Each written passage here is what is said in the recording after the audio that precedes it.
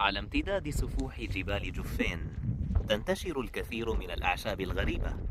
نلاحظ هنا تنوعا في ألوان الجبال، فما بين اللون الأخضر إلى اللون البني إلى غيرها من الألوان.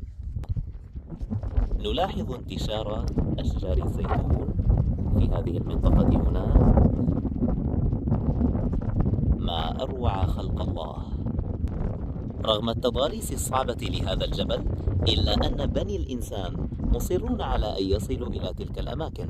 نلاحظ هنا كيف شقوا الطرق وأوجدوا الفجاج ليسهلوا وصولهم إلى القمة.